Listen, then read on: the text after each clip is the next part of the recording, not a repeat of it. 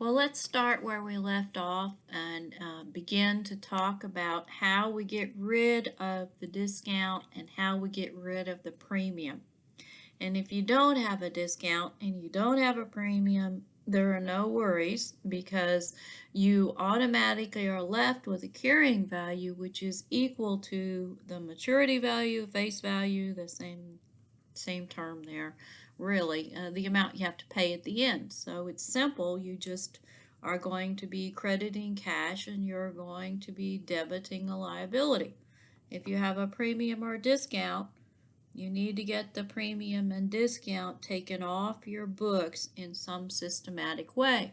And we learned the way to do that was to use the effective interest method. If we use effective interest method, then there is a proportion between interest expense and the liability which is sustained and which the reader can see and can understand what the true interest rate is. And the true interest rate happens to be the market rate, or in the case of notes, we say it is the reasonable amount that borrower would have had to pay.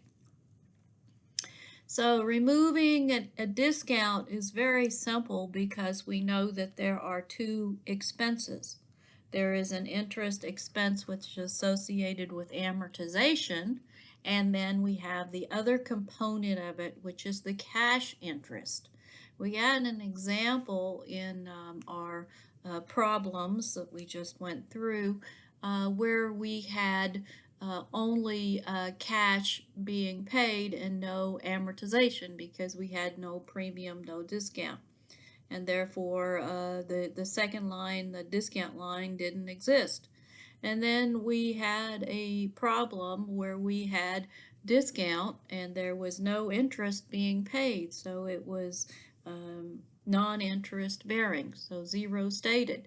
And if there is zero stated interest, then all our interest expense came from that discount amortization.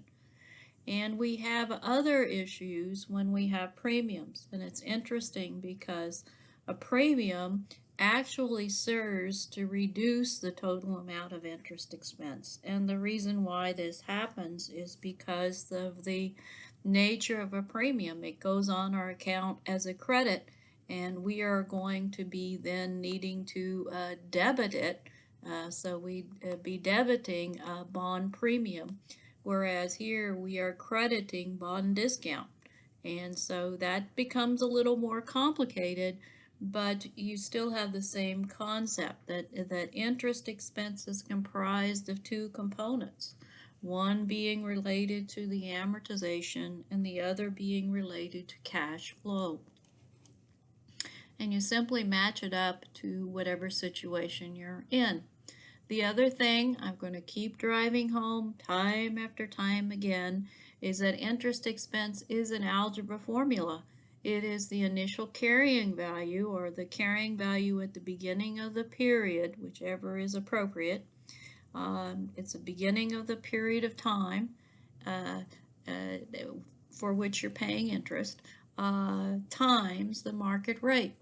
Or in the case of notes, we usually don't say market, we say a reasonable rate that borrower would have to pay. So there are two methods that we can use when we talk about the interest expense then. One way to get at it, and I'm talking now really about the amortization of premium or discount, is to use the straight line method. The straight line method is what we did for the non-interest bearing current liability in the previous module. We took the total amount, we divided it by the period of time. In that case, it would have been months, or maybe we divided it into quarters, and we took a little bit each time, and it was an equal amount according to the time period. So we could have calculated it by month or however. And we call this straight line. And the reason why we call it straight line is when we did straight line accumulated depreciation expense on an item, we took a total amount that needed to be removed and we allocated it according to time periods in equal fashion. We're doing the same thing here. The other method is a method which is very complicated, and I guess you saw that, where you actually go in and you create a table and you create different amounts of amortization based on carrying value. And if carrying value is going up, then your interest expense amortization part is going up. And if it's going down, then the interest expense amortization amount is going down. This is the effective interest method. You are required to use the effective interest method, and I will expect you to consider it the method that I want you to use. You need to understand that you can use in practice the straight line method as long as it's not a material difference from using the effective interest method. If you have a large amount of discount or a large amount of premium to remove, you're going to find that there's going to be a big variation from the beginning interest expense amortization to the final interest expense amortization. Those numbers will vary greatly, which means that there's going to be that fluctuation between that and straight line in comparing it that's going to affect the user. So if you have a lot to remove, you probably are not going to be using in practice the straight line method. For the purposes of this class, I expect you to be using the effective interest method, but to understand the circumstances where you might use straight line and to understand how straight line is done. And if you need a reminder of how to do that, you simply go back to our previous module and look at how we did it in our previous module. So when we built our table, here is a more elaborate look at the table. You see in the first column, I have numbers 0 to 5.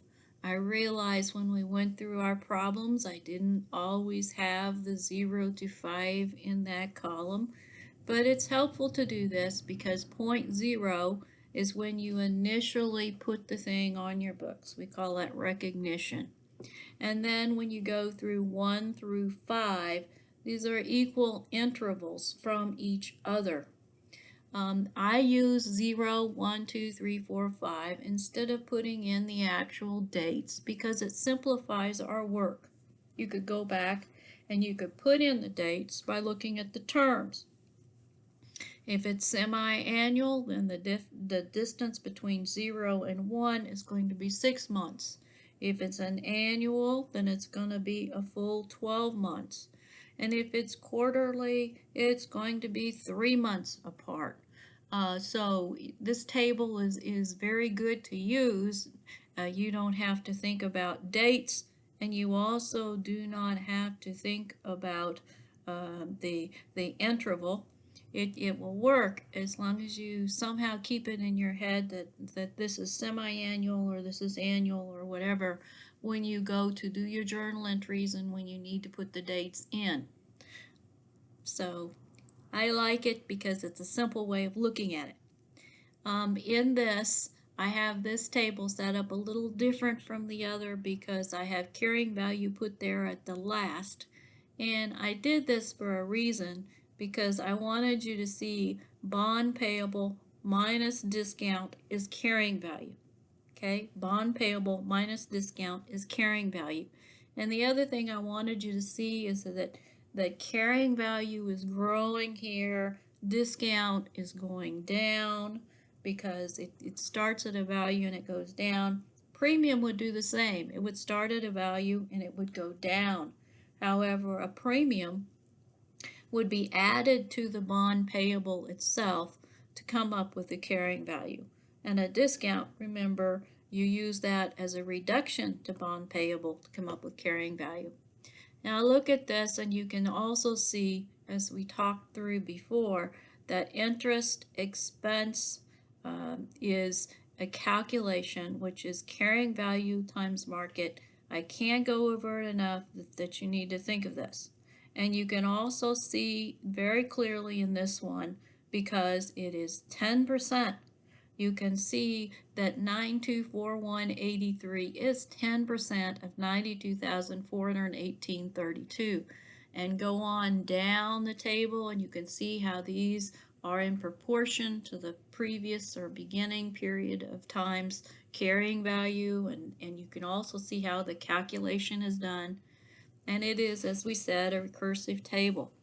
The carrying value needs to end up at 100,000, I guess, in this case, and we are 17 cents off, and not to worry. And I wanted you also to see that the bond discount here is going to be the difference between the cash interest and the total the amortization of the discount is going to be the difference between the total interest expense, which we calculate by that algebra formula, and the amount of cash interest. It's the difference. Okay? So this is a little bit of a different order, but I did it this way for a purpose so that you could see that throughout the bond payable account is never changed until the end. You are only going to be doing journal entries which are associated with the discount or premium account, interest expense, and cash. So that's a standard journal entry that will happen. So when we take that table and we apply the table and we put the numbers in, you have the same journal entry happening when you have the bond discount being amortized. It's just that the numbers change. And in the beginning, our carrying value is at its lowest, so our bond discount amortization will be at its lowest. And as we go through this, you're going to see the bond discount amortization part of interest expense is going to be rising. The amount of cash which is paid every time is the same. We talked about that. It's an annuity. It's a calculation based on the present value of that annuity. So it is the same 8,000. I believe that was what, 8%? And then continuing and continuing and continuing, and I've skipped some of these amortization periods. You'd be doing those. I want to make a point here as well. Our table is based on annuals, right? We did it based on annuals. I've said before, if it's semi-annual or if it's quarterly, then so be it. I want to make another point, and that's about accruals, because interest expense needs to be recorded throughout a period of time if you are doing your financials. If they were doing quarterly filings, we would need a portion of this amount of interest expense to show up in the income statement. We would need our bond discount to be adjusted proportionately so that the total amount of the bond discount amortization for the year is 1,818.34. We need a portion of it for the number of months taken off. And just like if we have interest expense and we record interest expense throughout a time period, we record it to interest expense, interest payable. This part of cash, this 8,000, we would need to create an interest payable for that portion of it. So in the time period using accrual accounting, you would record interest expense, bond discount credited, and you would have interest payable credited. So so you'd have interest expense debited, bond discount credited, and interest payable credited. And this would need to be done before you do your financial statements. The very last thing that you would need to do in all of this is you would need to go through and you would need to pay off your bond. And you would do this with a cash payment. So the balance you need to have in your carrying value for your bond, and the balance of your would be just consisting of the bond payable account. You would have no premium and no discount. In this case, we had a discount, so the discount would go away. Discount would be zero. The final journal entry is that cash payment that pays off the bond. When you have premiums, it causes us some issues. And we know this because with a premium, you do not have a debit really to interest expense. You have a credit to interest expense, and you have a debit to the premium on bonds. So if you want to think about it, when you have a premium, the amortization is actually the reverse of your commonly thought interest expense. Instead of debiting interest expense, you're crediting it. But I have a shortcut for that, and my shortcut is simply to look at the journal entry and understand that the premium needs to be debited to remove it, and to understand that interest expense is always what? I heard someone say it. In cyber world, I heard someone say that. It came through. Someone said it's carrying value times market or reasonable rate. Yes. So here we have a market rate of 10% and a stated rate of 8%. A market rate of 8% and a stated rate of 10%. So it's paying 10%. Investors really want this, and they are willing to pay more than the 100,000 face value to get this.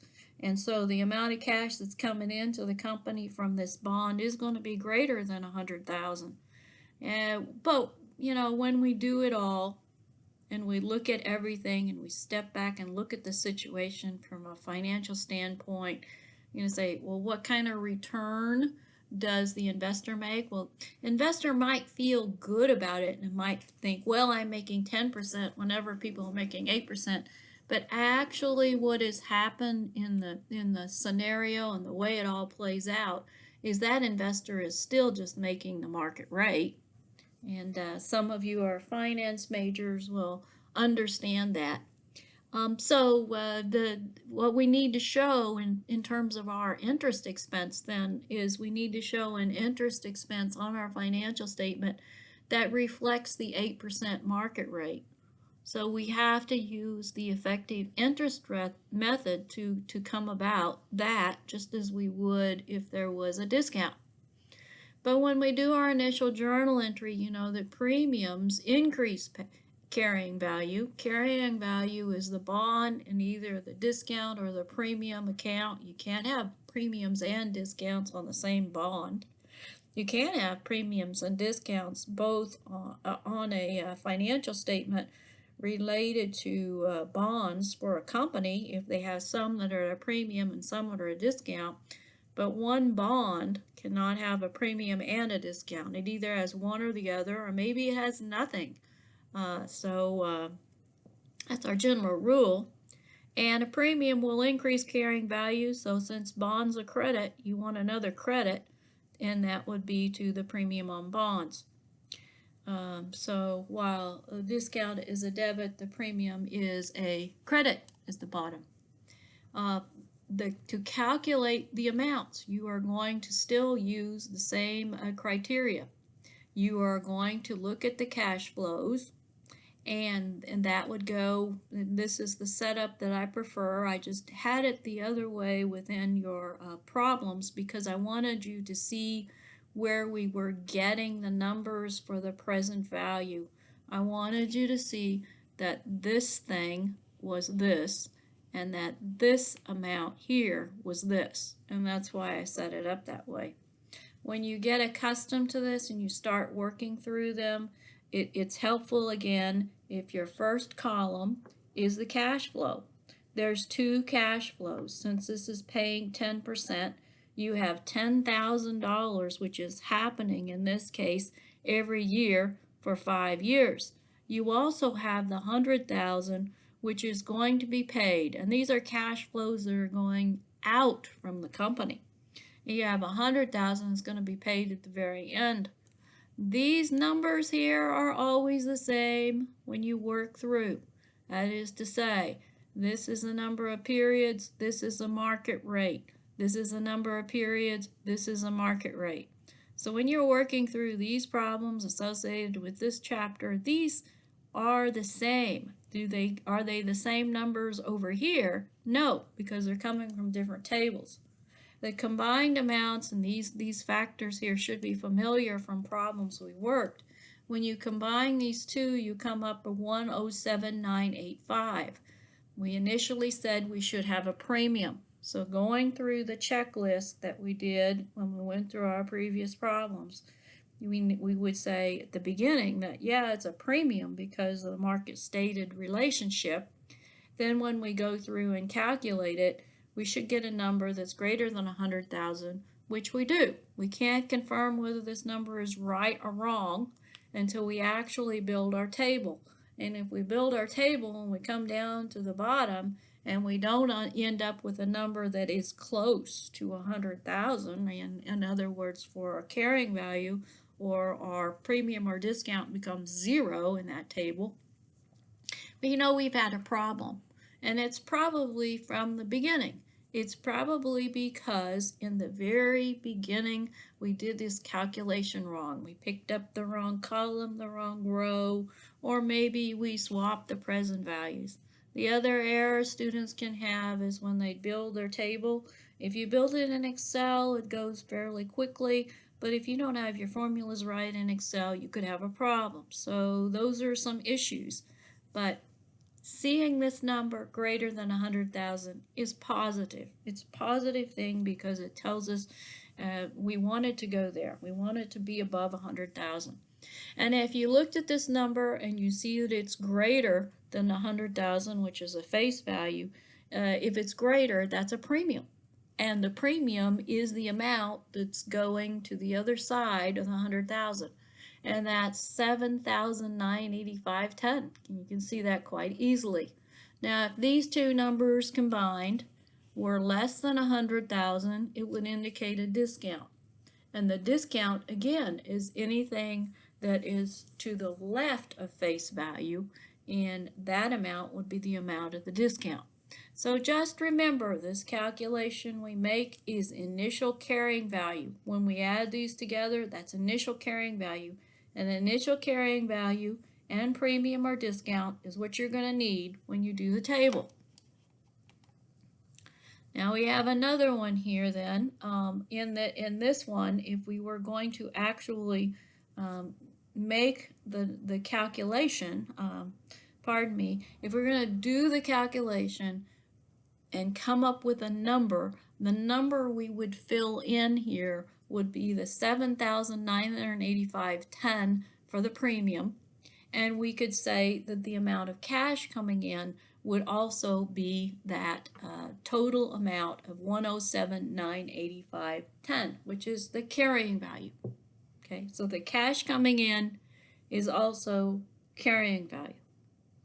This is a case of premium, so we have two credits. When we had a discount, we had a bond payable credit and we had a discount on bonds debit. So there's the difference to remember. And this comes about because of that extra 2%. When we go and do our financial statements, I said carrying value comes from the fact that it's carried on a financial statement.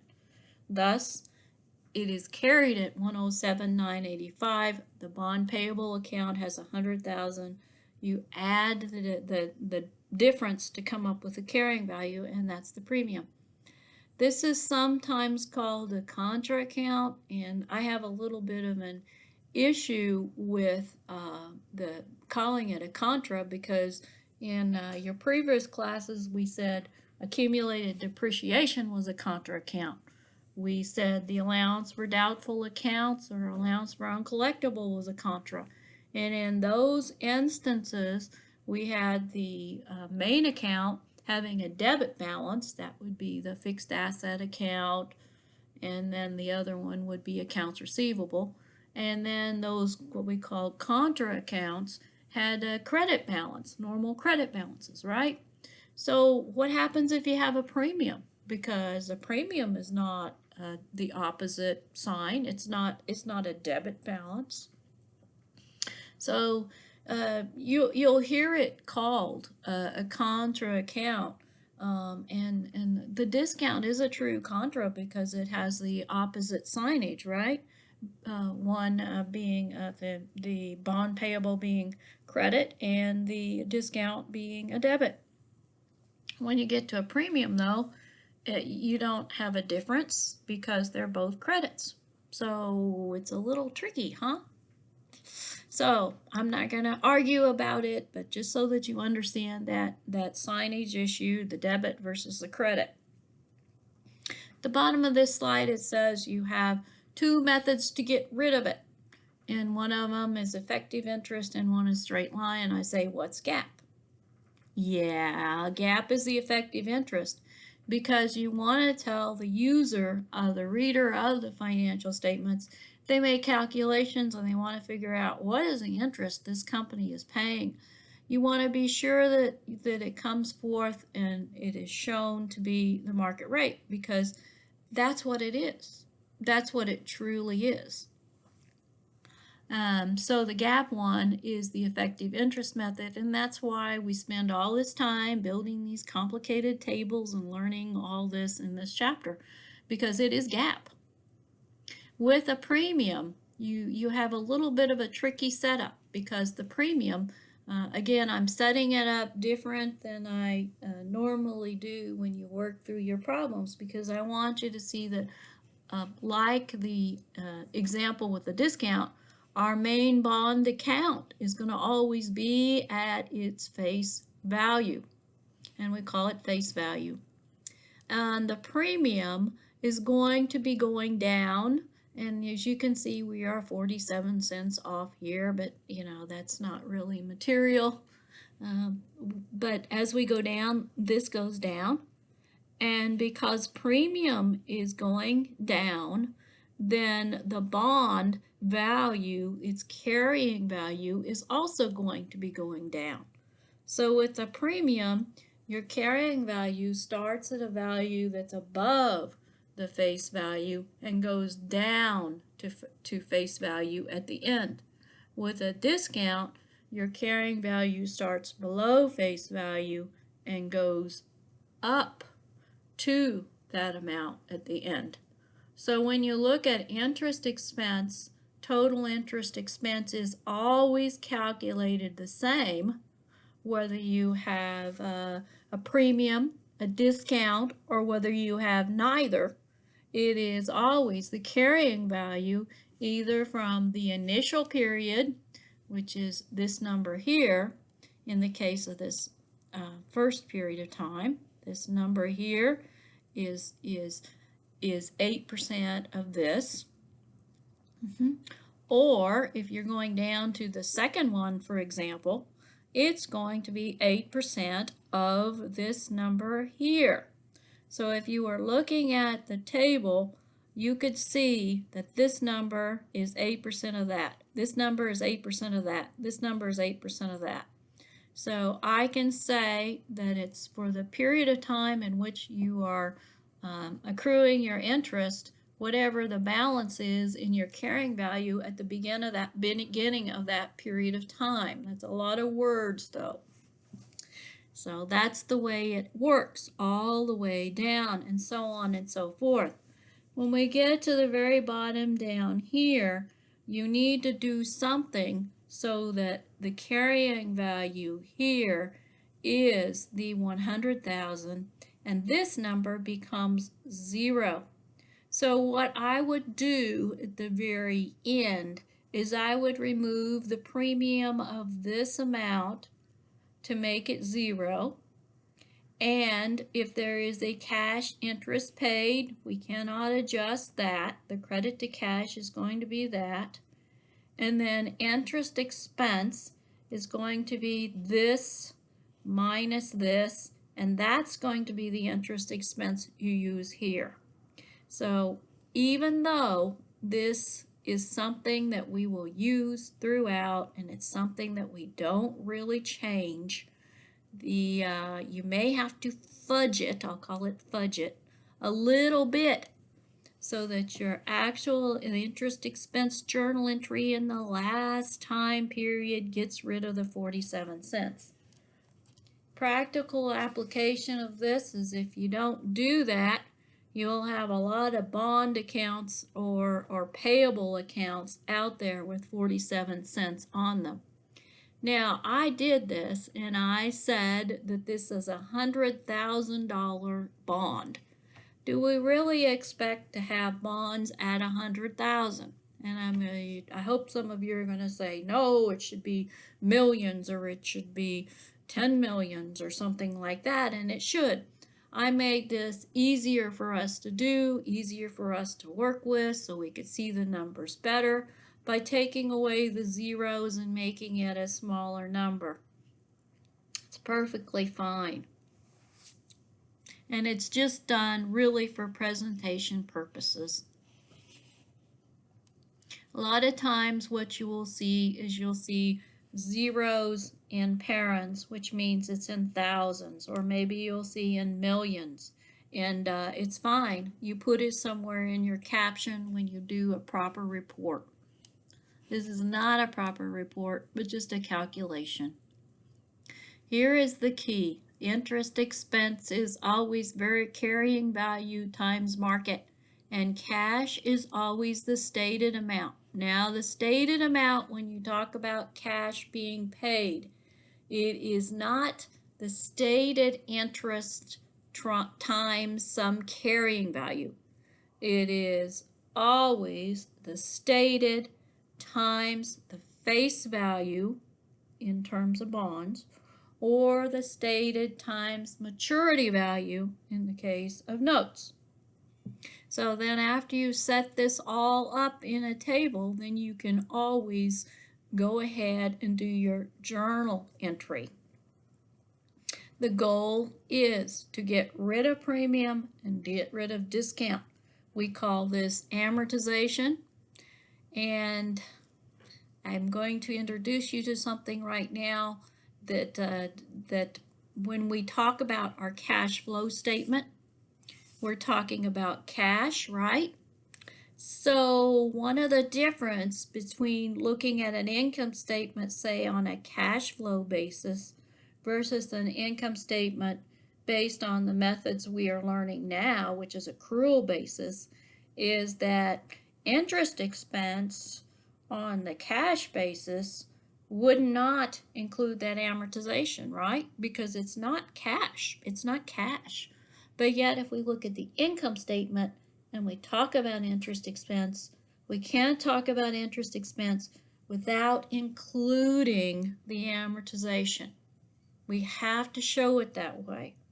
And if we don't, we just kind of bypass the whole reasoning behind why we're doing this. We're doing this so that the reader, when they compare interest expense to carrying value, they'll see that market rate in it. So when we fill in our journal entry, it looks kind of funky here, and it does because the premium is being debited, and in the previous one we had a credit to bond discount.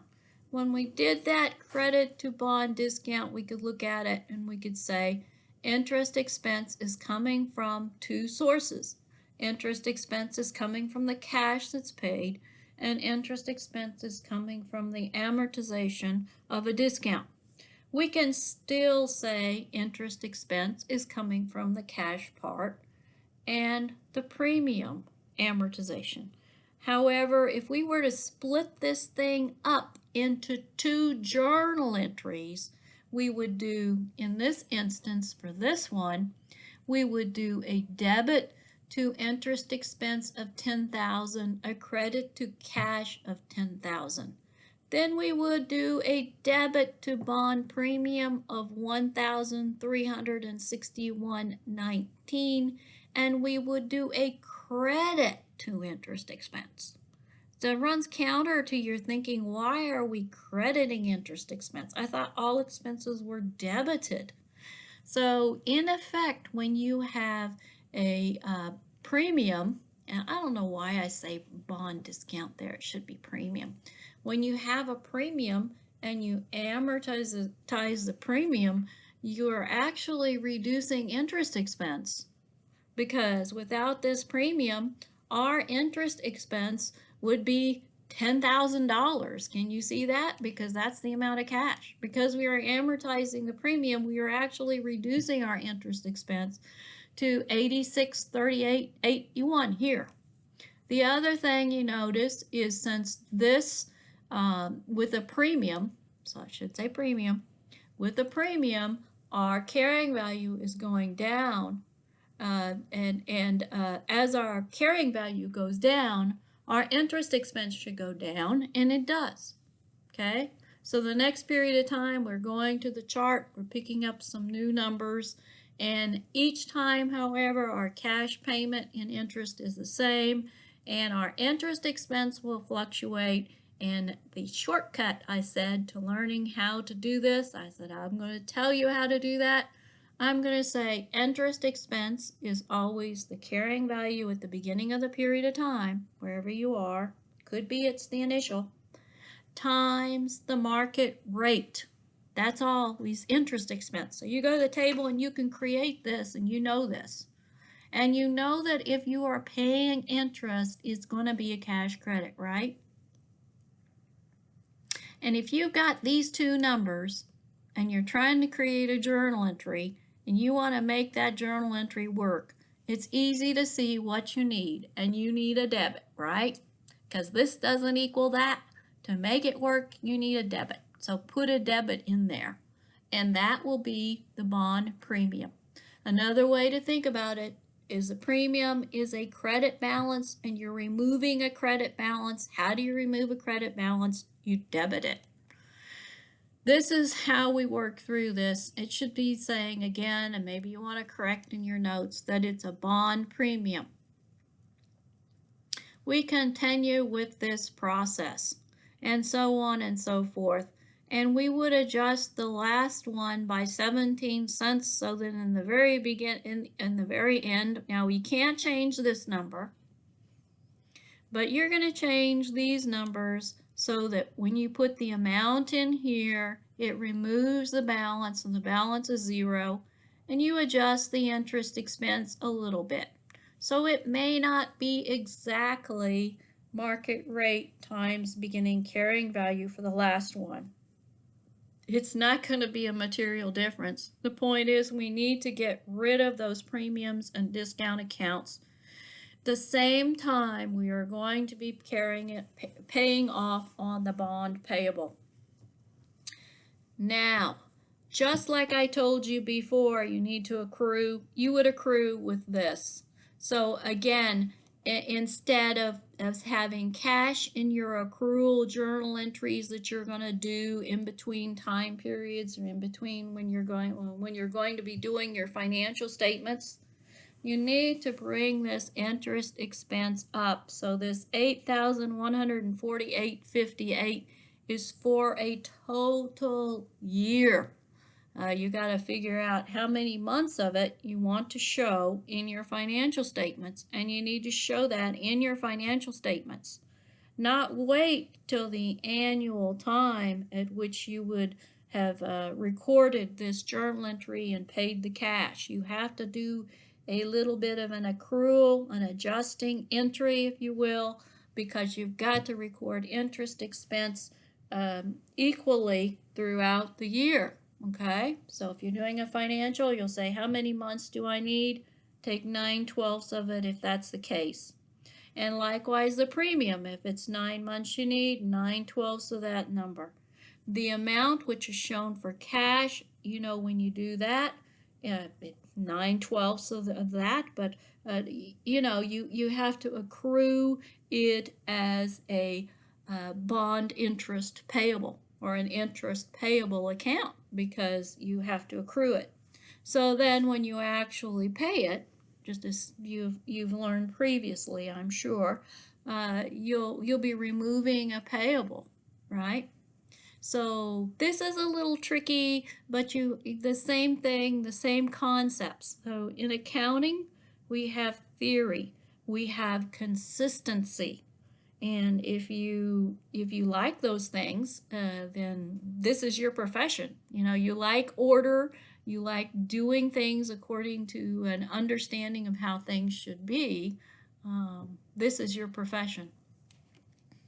Instead of handouts, I think you noticed on another slide I had handouts. This was before I used the packet.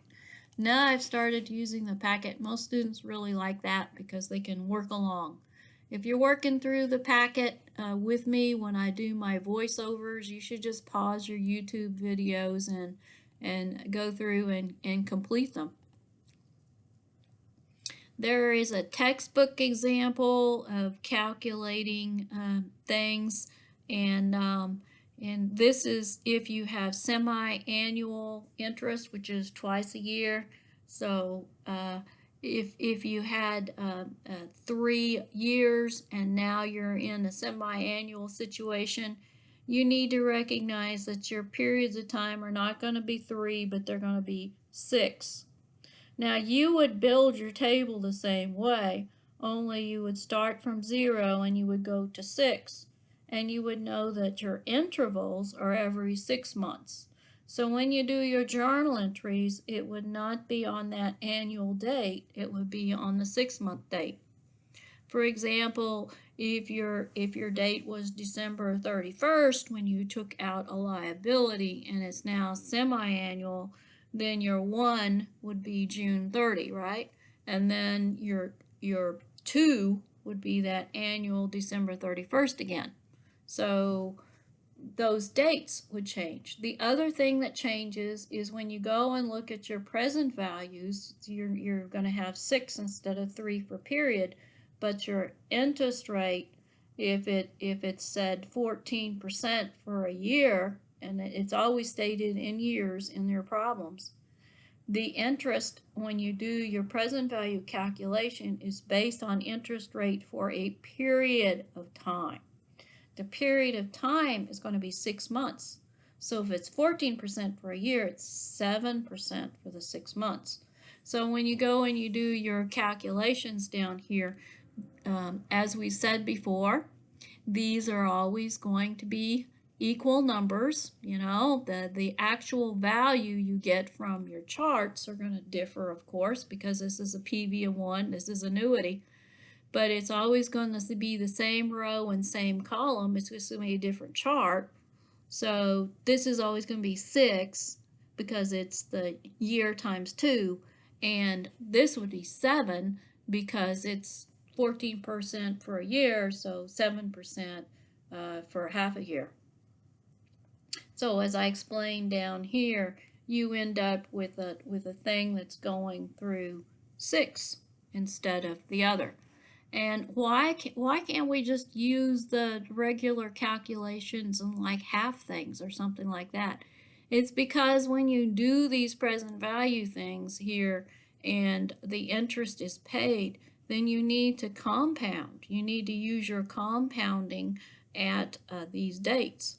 So it matters, the more time periods you compound it, the greater the interest and the greater the difference between the present value and future value when you work through the tables. So therefore we need to adjust that. We have to do it this way. There are some other items I need to cover here, and I just kind of add these at the end. And the first one I've already discussed because I said you need to create this interest payable, you need to do an accrual, that means you need to update either your premium or your discount for the number of months that have passed. You need to record some interest expense.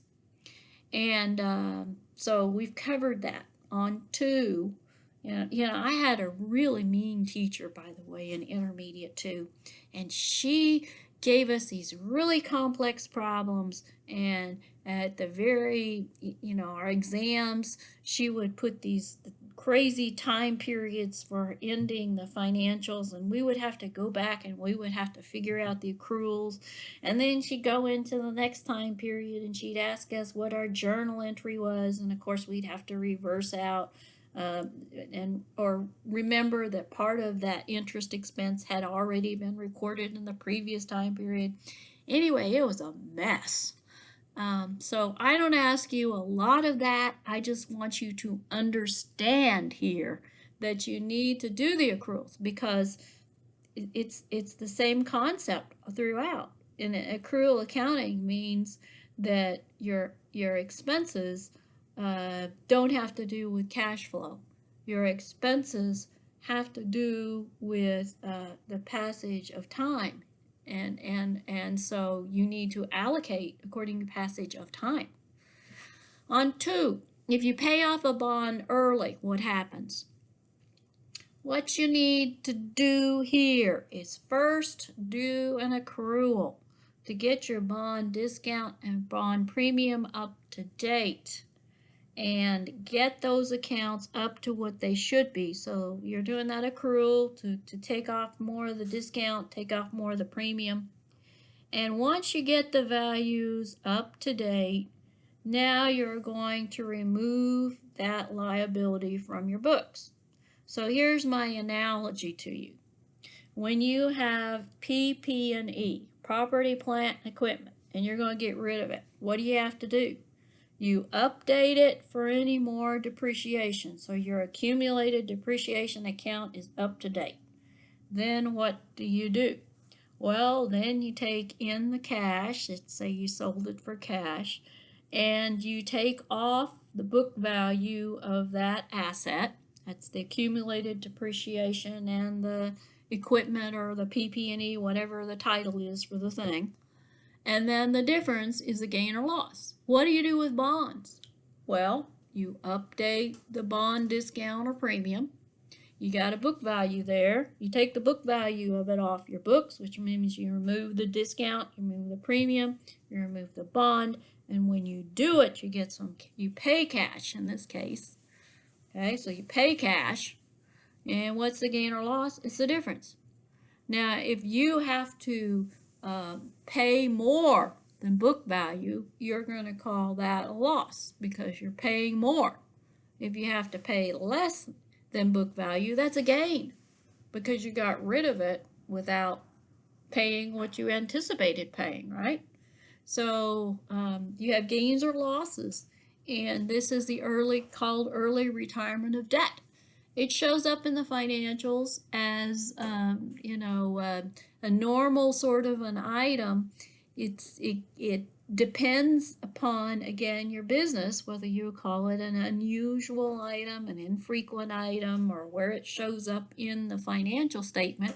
It's going to hit the income statement.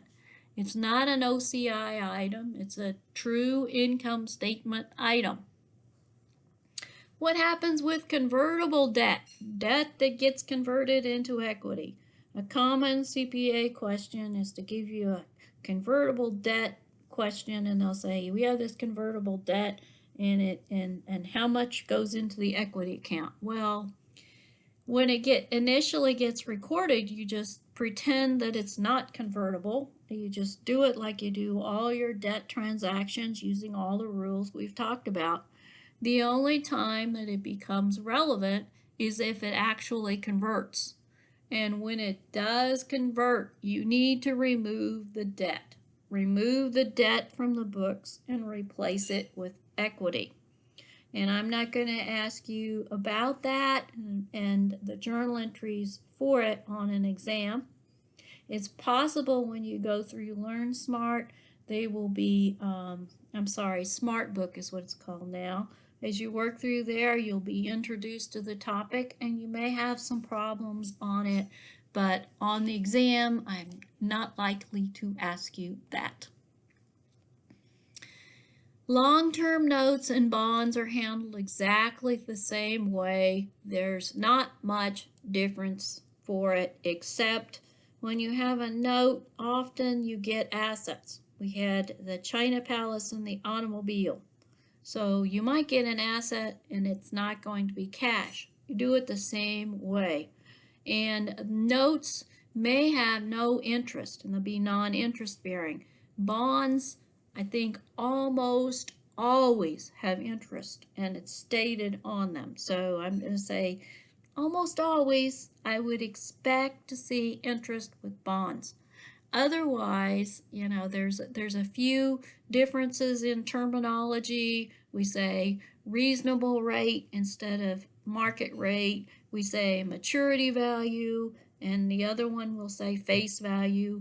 but we're doing essentially the same thing. And if I use the wrong expression, you know that it's rather interchangeable. It just depends on whether one of them is a bond or one of them is a note.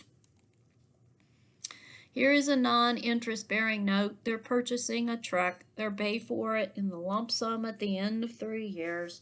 They sign a 3-year note without any interest. Normal interest is 6%.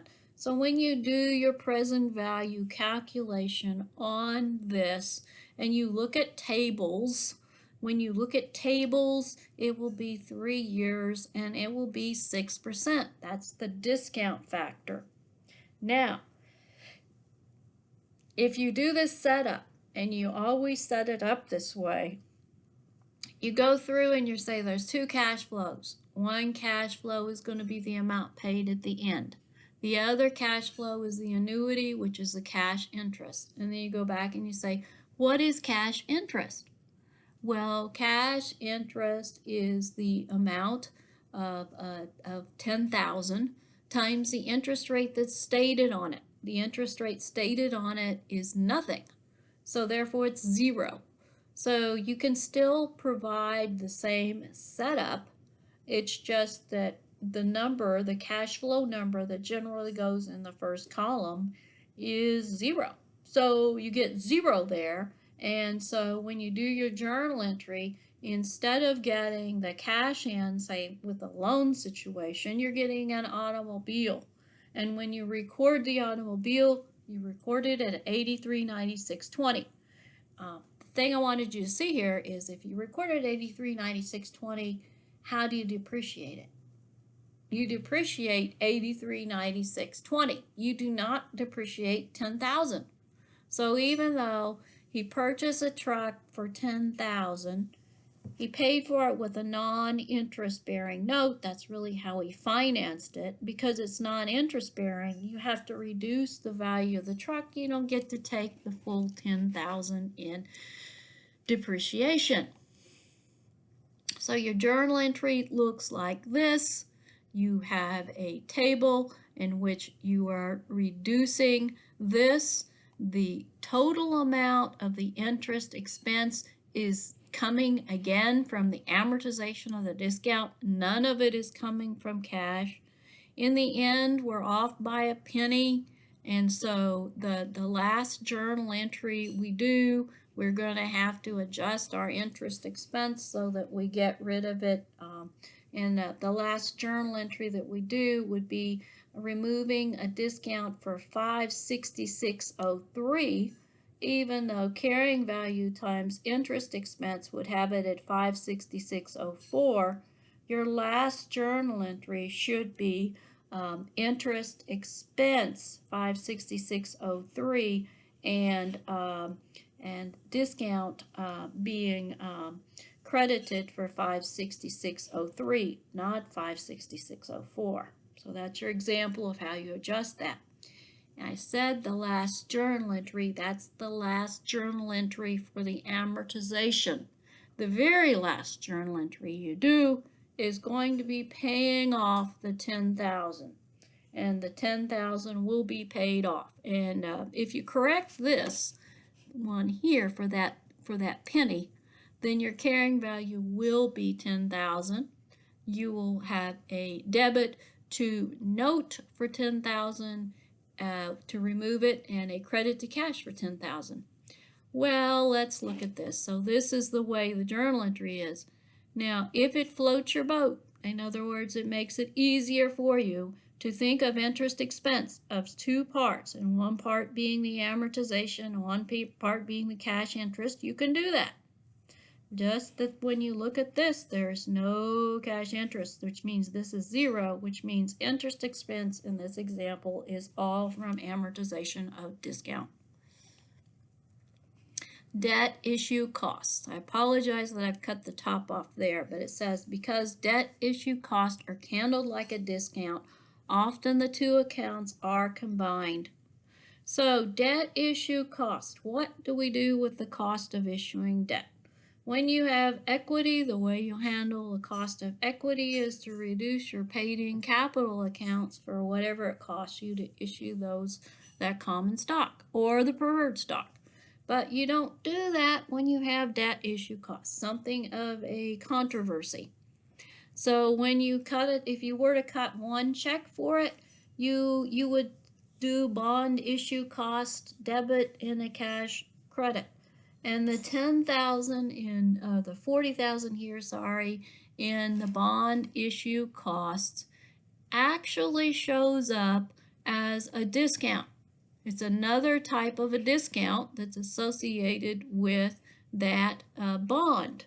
Well, oftentimes what you actually see happening then is that there are only the proceeds coming to a company from a bond issue, and the proceeds include the discount adjustment, which is due to interest rate, and the bond issue costs. If this happens, or even if it happens this way, you treat the bond debt issue cost as another discount. What if you had it a premium? What if the bond was issued at a premium? The debt issue cost would reduce the premium. So you would have to come up with some sort of an effective interest rate that will take it off in a systematic way so that at the very end you come up with only the bond payable remaining on your books. It's a little tricky, isn't it? So a company, a corporation that issues bonds and has debt issue cost, they have the market rate of interest, and the market rate of interest needs to be adjusted for bond discounts. Installment notes. Installment notes are used when we have periodic payments that aren't just interest, but they are also paying down the principal. And there are bonds where you actually have payments going back to the bondholder, paying down a proportion or a part of the amount which is borrowed through time. And so at the very end, they don't have a lump sum payment. They have a partial payment as you go along. These installment notes are the same thing as when you make your payments on your automobiles. Each time you make a payment, your payment may stay the same, though the portion that's interest and the portion that pays down what is borrowed is going to differ each time.